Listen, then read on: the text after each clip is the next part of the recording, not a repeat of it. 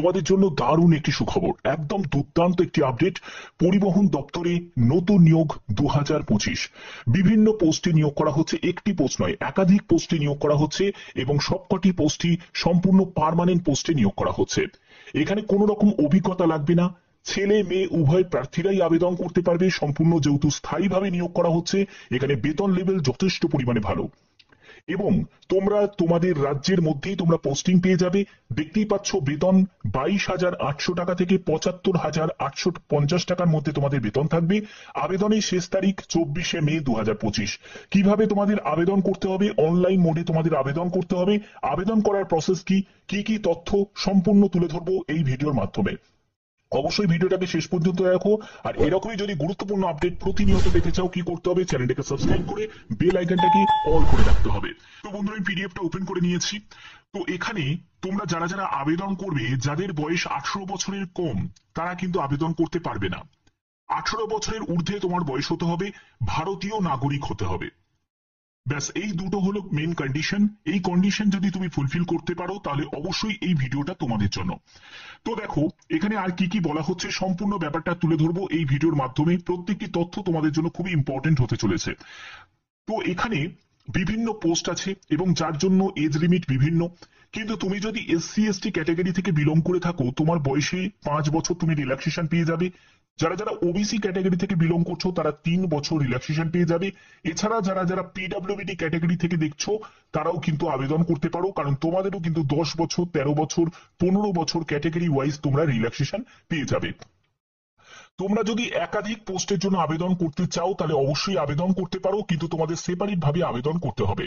এখানে সিলেকশন প্রসেসের ক্ষেত্রে প্রথমত তোমাদের একটি CBT এক্সাম হবে। CBT এক্সামটা কেমন হবে?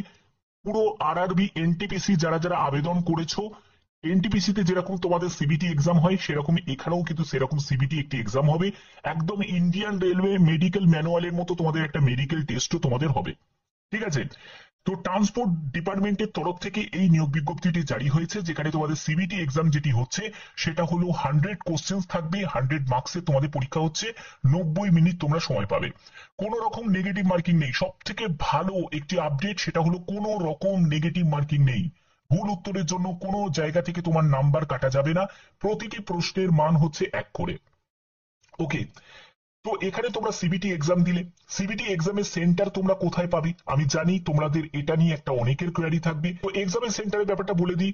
এখানে তোমাদের দিল্লি, লখনৌ, আহমেদাবাদ, ভোপাল, মুম্বাই, কলকাতা, ভুবনেশ্বর, হায়দ্রাবাদ, বেঙ্গালুরু এবং চেন্নাই, এইসব জায়গায় তোমরা এক্সাম সেন্টার পেয়ে যাবে। এছাড়া তোমরা বিভিন্ন জায়গায় কিন্তু জব লোকেশন পেয়ে যাবে এবং তারপরে তোমাদের মেডিকেল টেস্টের জন্য যেতে হবে। অর্থাৎ একটি মাত্র কিন্তু CBT থাকছে, একাধিক CBT কিন্তু হবে না, একটি মাত্র CBT হবে।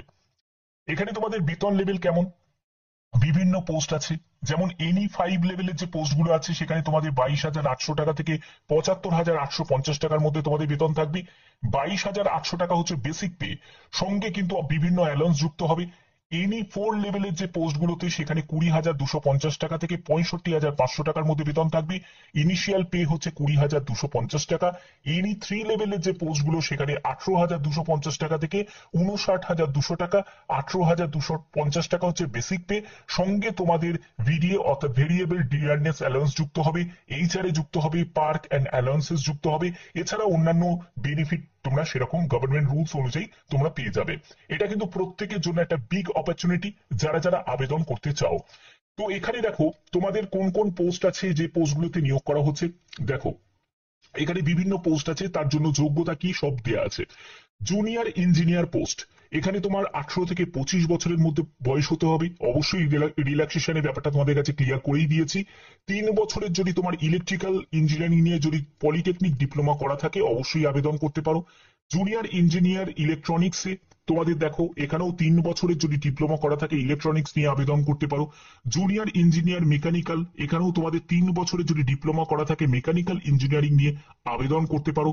জুনিয়র ইঞ্জিনিয়ার সিভিল, এখানে দেখো 22,800 টাকা থেকে 75,850 টাকা। এখানেও 3 বছরের যদি সিভিল ইঞ্জিনিয়ারিং নিয়ে পলিটেকনিক ডিপ্লোমা করা থাকে আবেদন করতে পারো। প্রোগ্রামিং অ্যাসোসিয়েট, এখানে তোমার 3 বছরের যদি কম্পিউটার নিয়ে যদি ডিপ্লোমা করা থাকে বা আইটি বা বিসিএ করা থাকে বা বিএসসি করা থাকে আবেদন করতে পারবে।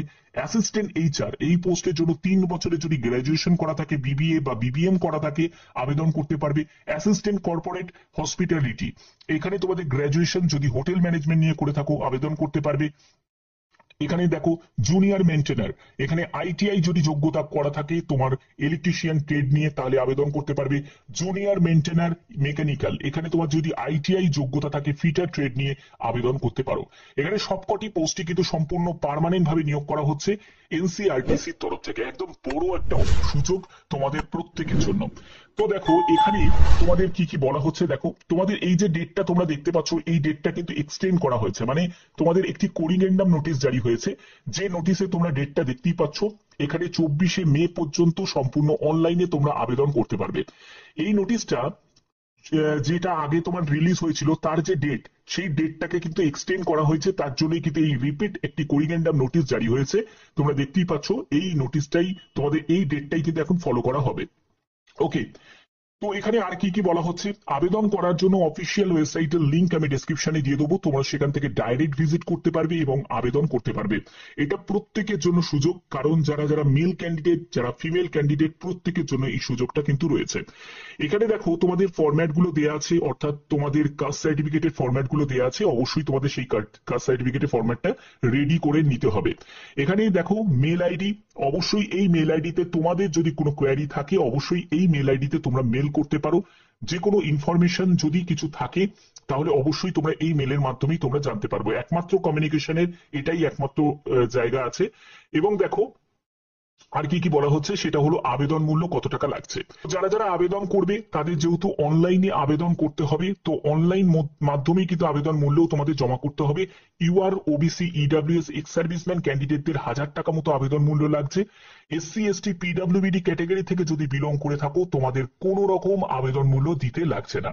ওকে, তোমরা চাইলে কিন্তু একাধিক পোস্টের জন্য আবেদন করতে পারবে, কিন্তু তোমাকে সেপারেট ভাবে কিন্তু আবেদন মূল্য জমা করতে হবে, যেটা আমি তোমাদের অলরেডি ক্লিয়ার করেও দিয়েছি। তো এখানে দেখো তোমাদের ভ্যাকেন্সির ব্যাপারটাও কিন্তু এখানে ক্লিয়ার করা আছে। এখানে তোমাদের ভ্যাকেন্সি দেখো কোন পোস্টের জন্য, জুনিয়র ইলেকট্রিক্যালের জন্য দেখো এখানে 8টি মতো ভ্যাকেন্সি আছে। এখানে দেখো টোটাল আছে 16টি মতো ভ্যাকেন্সি আছে। জুনিয়র ইঞ্জিনিয়ারের জন্য 16টি মতো ভ্যাকেন্সি আছে। এছাড়া তোমাদের বিভিন্ন ক্যাটাগরি ওয়াইজ কিন্তু এখানে ভ্যাকেন্সি গুলো দেওয়া আছে। টোটাল ভ্যাকেন্সি হচ্ছে 72 মতো ভ্যাকেন্সি।